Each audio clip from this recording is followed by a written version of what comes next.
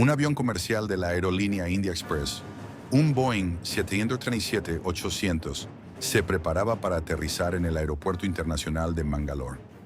A bordo viajaban 166 personas, en su mayoría ciudadanos indios que volvían a su país tras una estancia en Dubái. El vuelo, identificado como el número 812, había transcurrido con normalidad durante casi toda su duración. Era una ruta frecuente y sin complicaciones aparentes. Pero lo que ocurrió en los últimos minutos del trayecto transformó una operación rutinaria en una de las peores tragedias aéreas de la India. El aeropuerto de destino, situado en la ciudad costera de Mangalore, presenta un diseño inusual. La pista está construida sobre una meseta angosta y elevada, rodeada por caídas abruptas a ambos extremos. Este tipo de infraestructura, conocida como tabletop, exige una pericia absoluta por parte de los pilotos. Debido a su complejidad, las autoridades de aviación civil del país habían estipulado que solo el capitán al mando podía realizar los despegues y aterrizajes en ese lugar. La aeronave designada para esta operación era un Boeing 737-800, matrícula VT-AX-1B, equipado con características especiales que le permitían operar en pistas cortas como la de Mangalore. Fabricado en 2008, este avión pertenecía a la flota de Air India Express, una filial de bajo costo fundada en 2005 con la finalidad de cubrir rutas internacionales de corta distancia, principalmente hacia destinos del Golfo y el sudeste asiático. En ese entonces la aerolínea contaba con unos 20 aviones similares y gran parte de sus vuelos eran operados por una combinación de comandantes extranjeros y primeros oficiales indios. Esta dinámica, aunque funcional, no estaba exenta de roces y problemas de comunicación. El capitán de este vuelo era un piloto con doble ciudadanía serbia y británica, de 55 años, con más de 10.000 horas acumuladas de experiencia. A su lado, en el asiento del copiloto, estaba un primer oficial indio de 40 años con un historial profesional impecable y más de 3.600 horas de vuelo. Ambos debían trabajar en conjunto para garantizar la seguridad de la operación, pero el cansancio y una serie de decisiones cuestionables alterarían por completo ese equilibrio. A la 1:06 el avión despegó del aeropuerto de Dubái sin incidentes. La ruta sobrevoló el Golfo Pérsico y el Mar Arábigo, rumbo a la costa suroccidental de la India. Dentro del avión, todo estaba en calma. La mayoría de los pasajeros dormía. Sin embargo, en la cabina de mando, una señal preocupante pasó desapercibida. El capitán se reclinó y cayó en un sueño profundo. Más adelante, los registros de la grabadora de voz de cabina revelarían que el comandante durmió profundamente durante gran parte del vuelo. Durante más de hora y media, el primer oficial gestionó en solitario las comunicaciones con los controladores aéreos y la supervisión del vuelo. Pasadas ya más de 3 horas de vuelo, el primer oficial se puso en contacto con los controladores de tráfico aéreo del aeropuerto de Mangalore. Las condiciones meteorológicas eran buenas, cielo despejado y visibilidad aceptable. Pero había un problema importante. El radar terrestre del aeropuerto llevaba fuera de servicio desde hacía 2 días, lo que obligaba a la tripulación a operar sin una guía fundamental para el aterrizaje. Ante esa situación, el primer oficial mostró signos de duda. «El radar no está disponible. No estoy seguro de qué hacer», comentó en voz alta. El capitán, recién despertado y aún sin colocarse los auriculares, no respondió. Minutos después, a las 5:41 am, realizaron una reunión previa al aterrizaje, una práctica estándar conocida como briefing. Sin embargo, esta fase crítica se ejecutó de forma superficial. No se discutieron los parámetros mínimos necesarios, ni se revisó el perfil de descenso adecuado, ni se tomaron en cuenta las características especiales del aeropuerto. Fue una omisión grave. La aproximación comenzó de forma anómala. En lugar de iniciar el descenso a una distancia prudente, alrededor de 240 kilómetros del aeropuerto, como se hace habitualmente, comenzaron el descenso a tan solo 148 kilómetros del destino. Esto obligó al avión a perder altitud de forma mucho más agresiva de lo recomendado. El aeropuerto de Mangalore no da lugar a errores. Situado sobre una meseta estrecha, está rodeado de caídas abruptas a ambos extremos de la pista. Cada aproximación requiere un cálculo milimétrico, sin margen para correcciones tardías. A las 5:49, el comandante asumió el control directo del avión. Aunque estaba despierto, todavía se notaba que no había recuperado completamente la lucidez. Para descender más rápidamente, desplegó el tren de aterrizaje y los aerofrenos. Aún así, la altitud seguía siendo excesiva.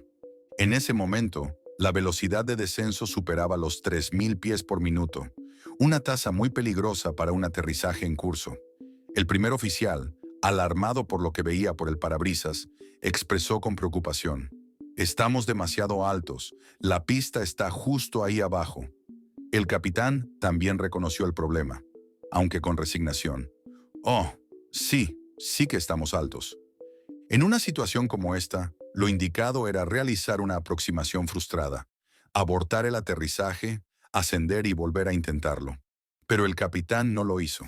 En su lugar, desconectó el piloto automático y optó por continuar el descenso manualmente, a pesar de que las condiciones no eran seguras. Las alertas del sistema de proximidad al terreno comenzaron a sonar. El primer oficial pidió, con insistencia, que abortaran la maniobra. «Go around, capitán. Esta aproximación no es estable». Incluso desde la torre de control, al notar algo anómalo, se les pidió confirmar si todo estaba en orden. El capitán, sabiendo que no lo estaba, respondió con un rotundo afirmativo. A pesar de las señales de advertencia, el avión siguió su descenso.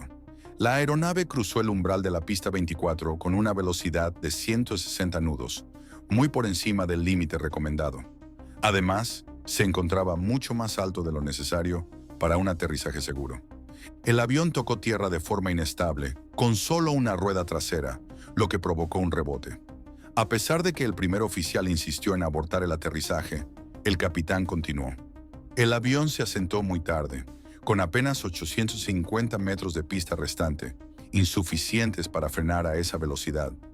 Aunque se activaron los frenos automáticos y los inversores de empuje, los frenos estaban en modo intermedio y no se aplicó frenado manual máximo. El primer oficial advirtió que no alcanzarían a detenerse, y tenía razón. En una maniobra desesperada e incorrecta, el capitán intentó despegar de nuevo tras haber activado las reversas, algo prohibido.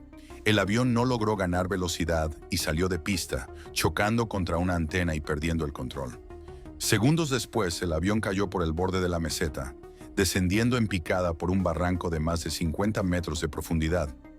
Durante su caída, cruzó una carretera rural, se estrelló contra una ladera cubierta de vegetación y se partió en 3 grandes secciones. Tras el impacto, el avión explotó y fue rápidamente envuelto por las llamas. Aunque el choque fue violento, 8 pasajeros lograron escapar, algunos con graves quemaduras.